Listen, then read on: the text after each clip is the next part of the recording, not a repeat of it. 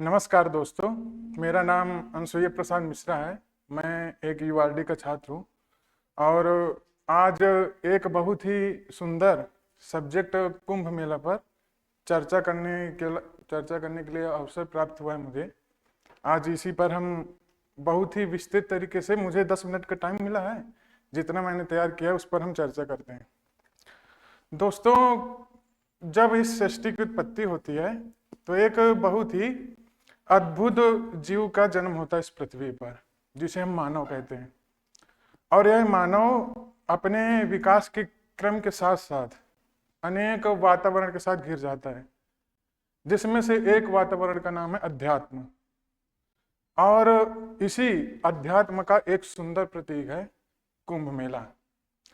दोस्तों, आर्यवर्त के इस भूखंड में जब कई सारे त्योहार होते हैं, कई अद्भुत समारोह होते हैं, तो उनके पीछे कई कारण होता है, एक प्राचीन इतिहास होता है कि क्यों शुरू हुआ, क्या था इसके पीछे। तो कुंभ मेला पर हम इसका बिल्कुल संक्षिप्त ही इतिहास जानेंगे, क्योंकि मेरे पास समय बहुत कम है। कि जब समुद्र मंथन होता है तो देवताओं और असुरों दोनों लोग करते हैं, और समुद्र मंथन से 14 रत्न निकलते हैं, जिसमें से एक रहता है अमृत कलश। और वह कलश था कुंभ में, जिसके नाम से कुंभ मेला जाना जाता है। जब संघर्ष होता है देवता और असुरों के बीच में, तो इंद्र का पुत्र जयंत इसे लेकर भाग जाता है, और इसी अफड़ा तफड़ी में जो अमृत की बूंदें हैं वह भारत देश पर हमारी गिर जाती हैं।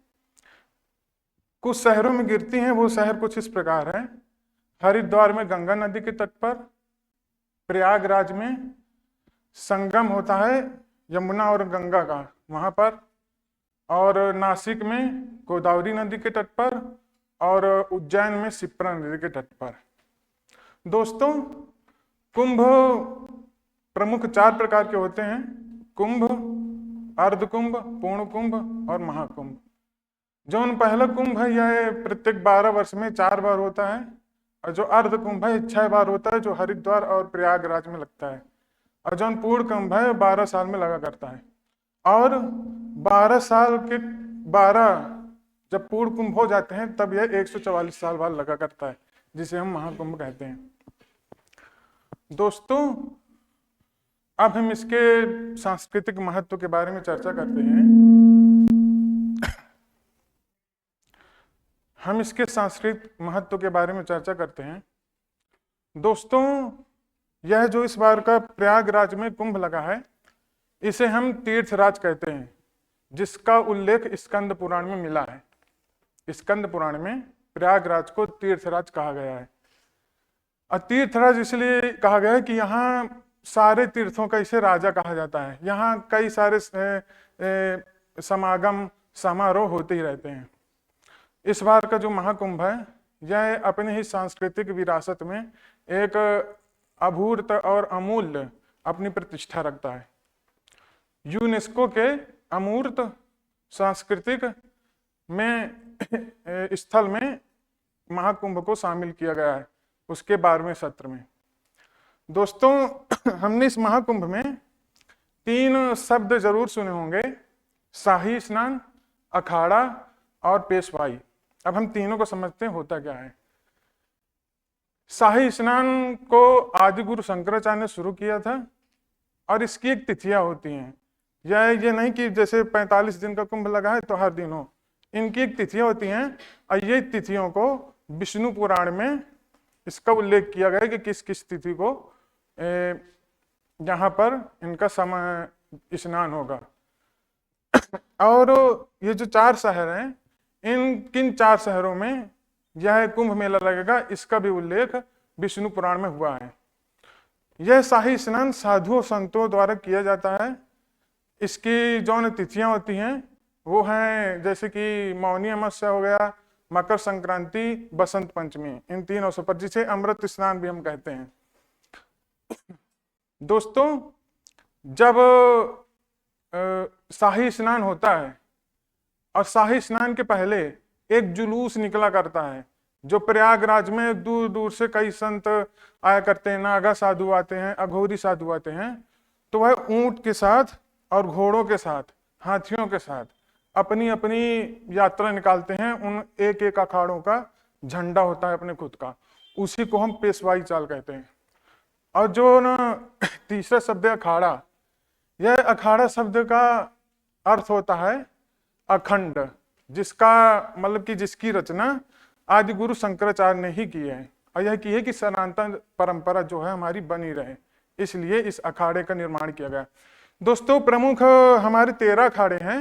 इन 13 अखाड़े ये जो हैं यह 3 संप्रदायों से जुड़े हुए हैं, जिसमें से एक है शैव संप्रदाय से, दूसरा है विष्णु संप्रदाय से, वैष्णव संप्रदाय जिसे कहते हैं, तीसरा है उदासीन संप्रदाय।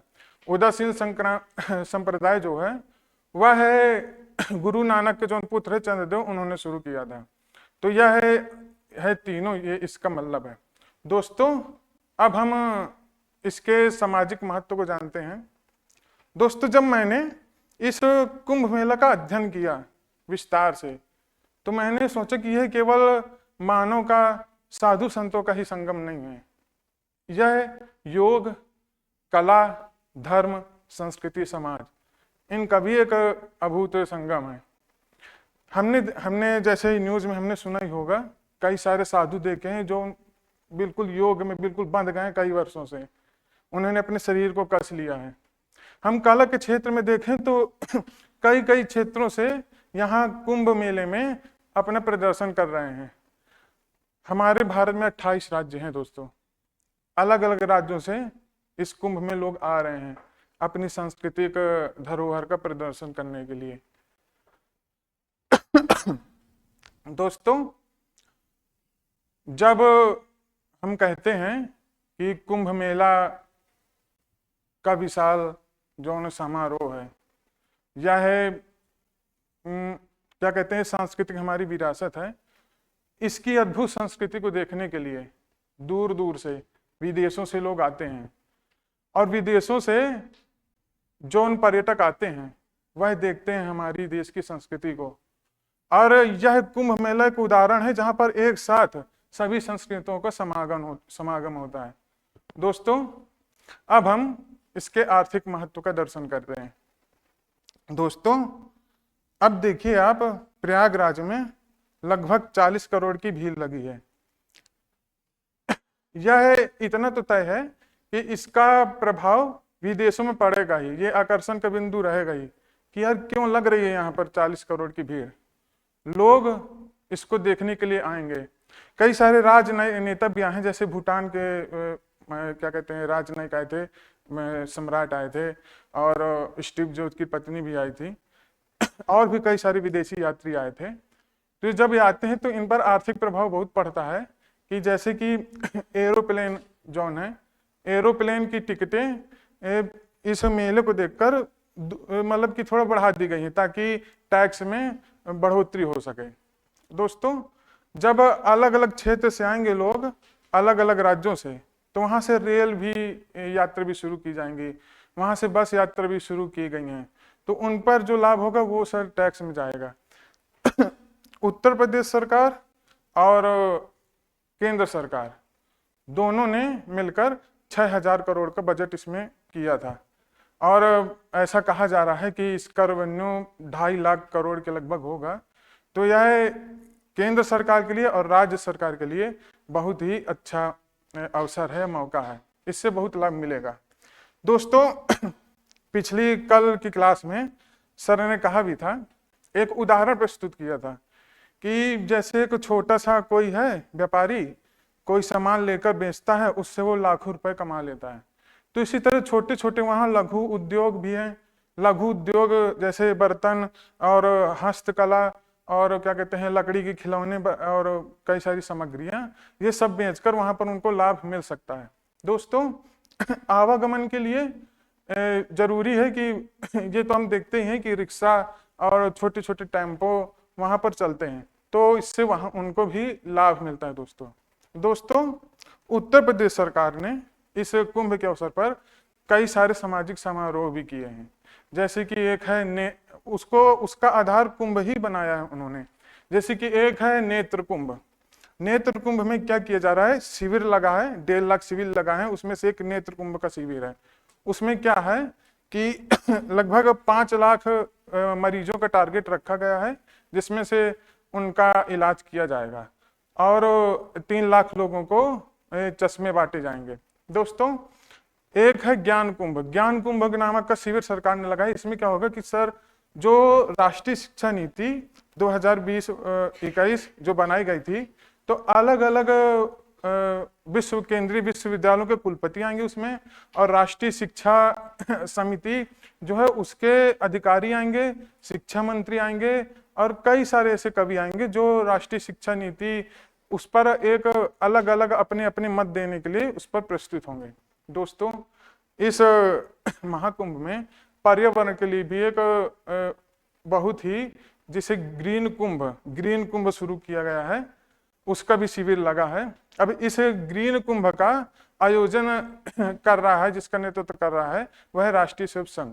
उसने क्या किया है कि जो भी वहां यात्री होंगे उनको हम क्या कहते हैं प्लेट बांटेंगे, और प्लेट प्लास्टिक, बिल्कुल प्लास्टिक से मुक्त रहेगा। वो प्लेट पत्तल के हो सकते हैं, वैसे वैसे वैसे, और कलश बांटे जाएंगे जिससे प्लास्टिक मुक्त कुंभ रहेगा। साफ सफाई के लिए सैकड़ों कर्मचारी लगाए गए हैं, टॉयलेट बनाए गए हैं, जिससे पूरी सुविधा होगी। दोस्तों, यात्रा करने के लिए सड़क का निर्माण भी किया गया है और 6 लाइन ब्रिज भी बनाए गए हैं गंगा यमुना नदियों के ऊपर से। दोस्तों, यह था सामाजिक और आर्थिक और सांस्कृतिक कुंभ मेला का महत्व। इसके साथ मैं अपनी वाणी को विराम देता हूँ। धन्यवाद।